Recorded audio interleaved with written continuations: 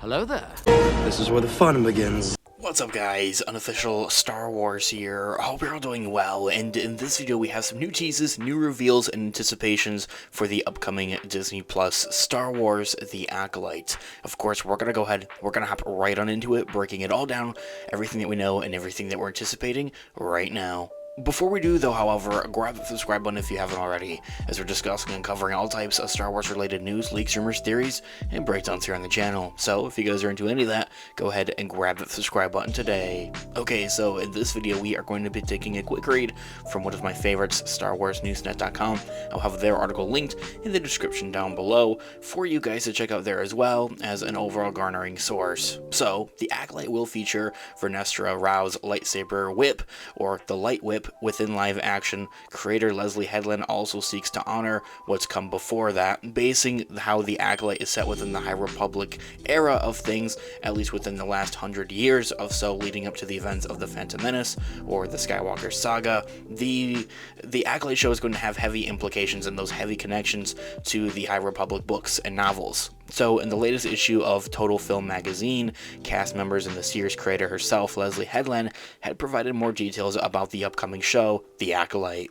Fans of the High Republic era will be happy to hear that Veresta Rove's iconic light whip will be making its debut within live action, based and from the novels. And so, I think that fans will also be happy to hear that Leslye Headland will be honoring much of what's come before and will pull from unexpected sources.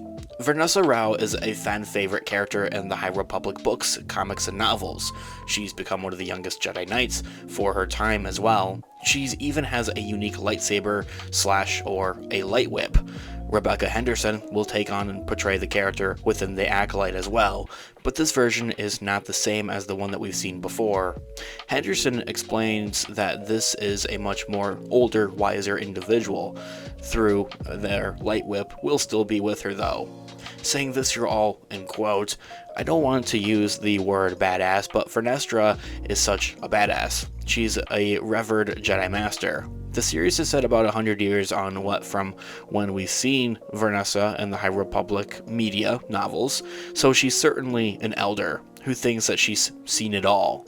Veresta's lightsaber is purple, and she was able to alter it as a 16-year-old and turn it into a light whip.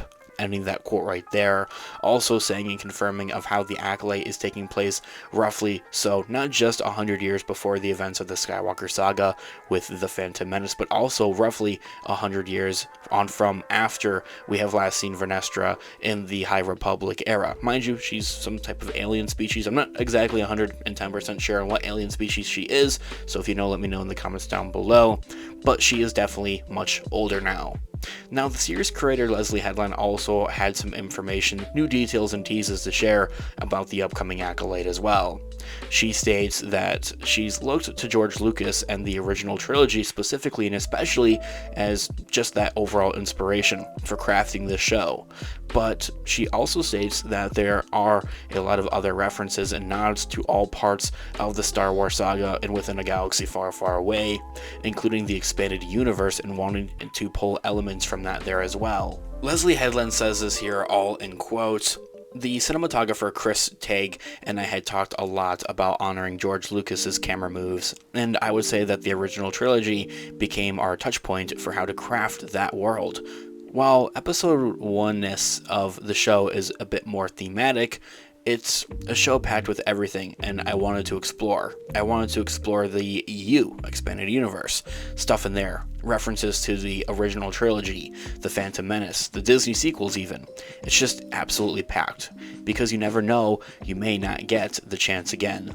Ending that quote right there, saying of how they wanted to pull inspirations from all parts of a galaxy far, far away, but really putting an emphasis on a few specifics there, wanting to mention how they wanted to pull, firstly, I think this is most important, pull elements from the EU, the Expanded Universe, stuff that's part of Legends, is so unique, and I think that in itself holds so much inspiration and so much potential for with what the Acolyte is going to offer to us Star Wars fans, maybe possibly having that potential to pull elements from the expanded universe and bring that into actual Star Wars canon, I think is going to be so cool. Like, if I can be honest with you, that's on par with what Dave Filoni's been doing with the Mandoverse. Also having those references to the original trilogy, even if they aren't necessarily as what we may, think or anticipate for them to be, some things that are maybe a bit more filmatic in that kind of sense, they are camera movements and stuff like that, potentially, possibly. The Phantom Menace as well, onto the reference of how they're pulling much of the fight sequences, not just from the Phantom Menace, but the overall prequel trilogy is a big one that we've heard from many of the cast and crew members here on the show here as well. Leslye Headland also goes on to explain onto how the Acolyte is similar to this overall just of a mystery story and a mystery genre. She compares it to another one of her previous works, Russian Doll, and explains how there's more that's constantly being unveiled, saying that there, end quote, it's similar to Russian Doll, which was really about giving the audience information episode by episode, this spiral of storytelling. This is much larger of a landscape, but it similarly tackles the ideas of your eyes can deceive you.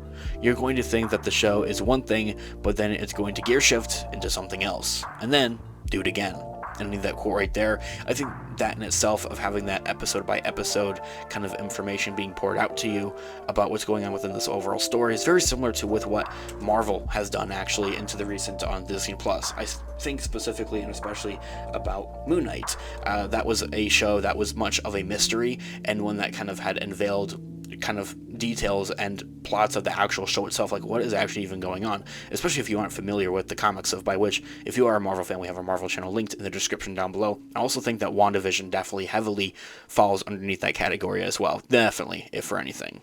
And really just bringing that overall tone and theme, even if it's not necessarily anticipated or meant to be maybe a mystery genre kind of show that you're going for, maybe kind of like, Moon Knight wasn't necessarily going for 110% of a mystery necessarily, but it still had much of those unveils episode by episode, essentially, to clue the audience in more and more so, and really keep you at the edge of your seat, wanting to come back for more each week as new episodes would be releasing on Disney Plus.